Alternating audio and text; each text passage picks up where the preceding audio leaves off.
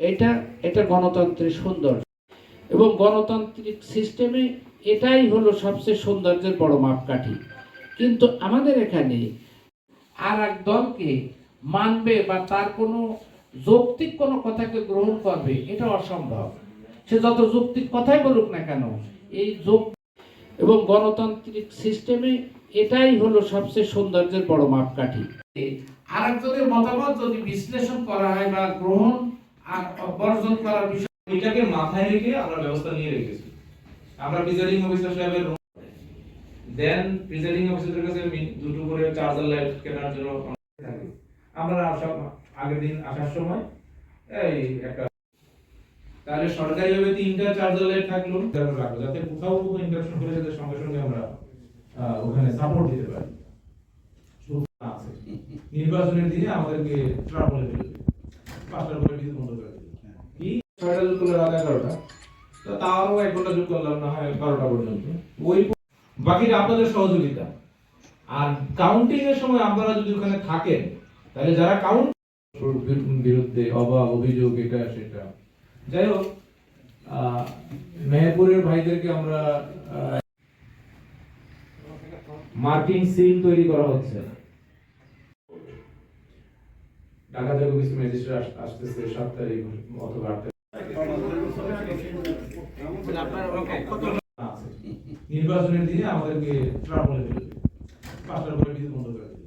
কি আমার একটা প্রবলেম আছে, আমার প্ল্যান্টে ঝামেলা হয়েছে। 6টা যোগ করলে রাত 11টা, তো তাও 1 ঘন্টা যোগ করলাম না হয় 12টা পর্যন্ত। ওই বাকিটা আপনাদের সহযোগিতা।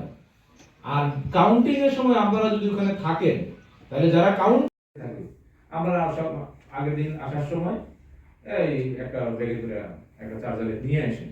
এটা তাহলে সরকারিভাবে 3টা চার্জার লাইট থাকলো। আর যদি নতুন কিনতে গেলে এটা ওয়ান টাইম ইউজ, তো 2-3 দিনের জন্য ব্যবহার হবে, এত করে তো এটা আর এত সময় নিয়ে আমরা কিছু রিজার্ভ রাখবো, যাতে কোথাও কোনো ইন্টারাকশন করে যাতে সঙ্গে সঙ্গে আমরা ওখানে সাপোর্ট দিতে পারি। এটাকে মাথায় রেখে আমরা ব্যবস্থা নিয়ে রেখেছি। আমরা প্রিজাইডিং অফিসার সাহেবের রুমে আমরা ওই চার্জিং লাইট লাগিয়ে দিয়েছি। দেন প্রিজাইডিং অফিসারের কাছে দুটো করে চার্জার লাইট কেনার জন্য আমরা টাকা দিয়ে দেব। বিরুদ্ধে অভিযোগ এটা সেটা, যাই হোক মেহেরপুরের ভাইদেরকে আমরা কৃতজ্ঞতা জানাচ্ছি তারা যে আরেক জেলা থেকে আমাদের এখানে এসছে। আর চুয়াডাঙ্গাবাসী যারা এখানে আছেন তাদেরকে তো বরাবরের মতো ধন্যবাদ কৃতজ্ঞতা জানাই। মার্কিং সিল তৈরি করা হচ্ছে। ইতিমধ্যে 1-2 জায়গায় এটা ধরা পড়েছে, তারা একটা নির্দিষ্ট দলের বা প্রার্থীর হয়ে এই কাজগুলো করছেন। ফলে এখন আমরা কিন্তু এ ব্যাপারে খুবই কনসার্ন হয়ে পড়েছি যে ভোটার যে ভোট দিতে আসবে সে বৈধ ভোটার, সে একটা ব্যালট পেপার পেল, কিন্তু গোপন বুথে যায় দেখা গেল বাড়ি থেকে আরো 2টা ব্যালট পেপার বা একটা নিয়ে আসছে, ওইটা জমা দেওয়ার সাথে সাথে এটাও জমা দিয়ে দিল। তো হয়তো স্টেট প্রিজাইডিং অফিসাররা, পোলিং অফিসাররা যদি খুব সতর্ক থাকে তাহলে তারা সঙ্গে সঙ্গে ধরে ফেলতে পারবে, অন্যথায় এটা কিন্তু ধরা মুশকিল হয়ে যাবে।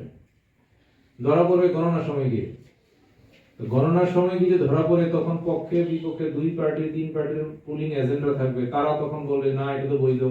এই যে দেখা যায় হ্যাঁ প্রিজাইডিং অফিসার না এটা তো অবৈধ মনে হচ্ছে, এই নিয়ে তখন একটা বাকবিতণ্ডা শুরু হবে, দেখা যাবে যে মারামারি কিলাকিলি শুরু হয়ে যাবে।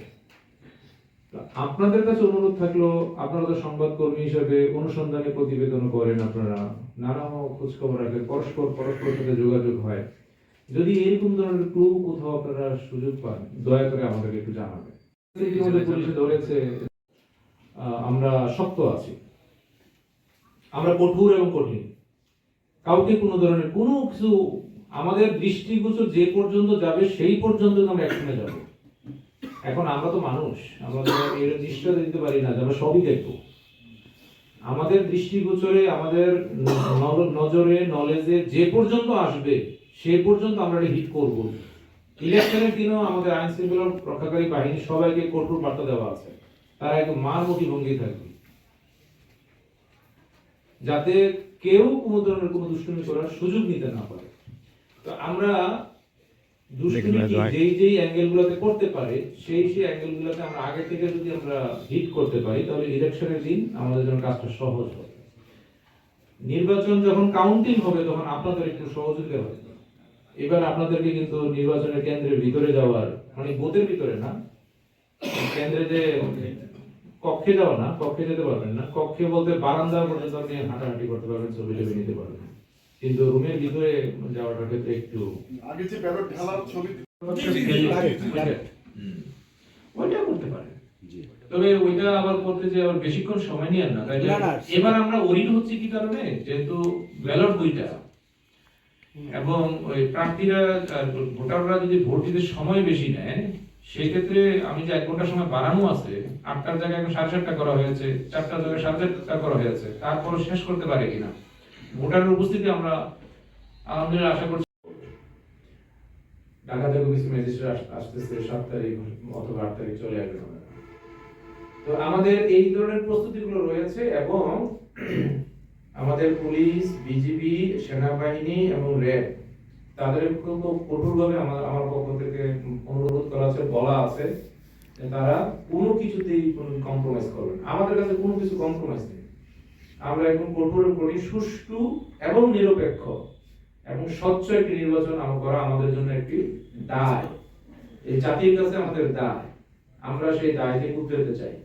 কারণ আমাদের পূর্বতনে যারা দায় দায়িত্বে ছিলেন তারা জাতিকে সুন্দর নির্বাচন দিতে পারেনি, যার কারণে আমাদের সরকারি প্রতিষ্ঠান, সর্বোপরি সরকারি ব্যবস্থাপনা জাতির কাছে দায়বদ্ধ একটা ভালো নির্বাচন করার জন্য। আমরা সেই দায় কাঁধে নিচ্ছি। আমরা যদি সঠিকভাবে উৎপাদিতে পারি সেজন্য আপনাদের সহযোগিতা চাই। একটা চাই হচ্ছে আমাদের পেশাগত সহযোগিতা, আরেকটা চাই হচ্ছে আপনাদের নাগরিক হিসেবে সহযোগিতা।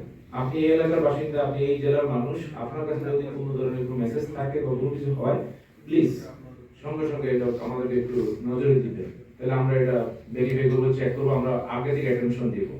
যদি আমি এখানে যদি কোনো একভাবে যদি দেখা যায়, পাওয়া যায় যে হ্যাঁ এখানে এরকম দুষ্টুমি আগে থেকে করতেছে, যে জাল ভোট দেওয়ার কিংবা জাল ব্যালট পেপার ছাপানোর, মার্কিং সিল বানাচ্ছে, অথবা আমার পার্শ্ববর্তী জেলা মেহেরপুরে বানাচ্ছে বা ঝিনাইদহে বানাচ্ছে, হয়তো একটা জায়গাতে বানাচ্ছে, ইলেকশনের আগের রাতে সব জায়গায় ছড়াই দিবে, হতে পারে।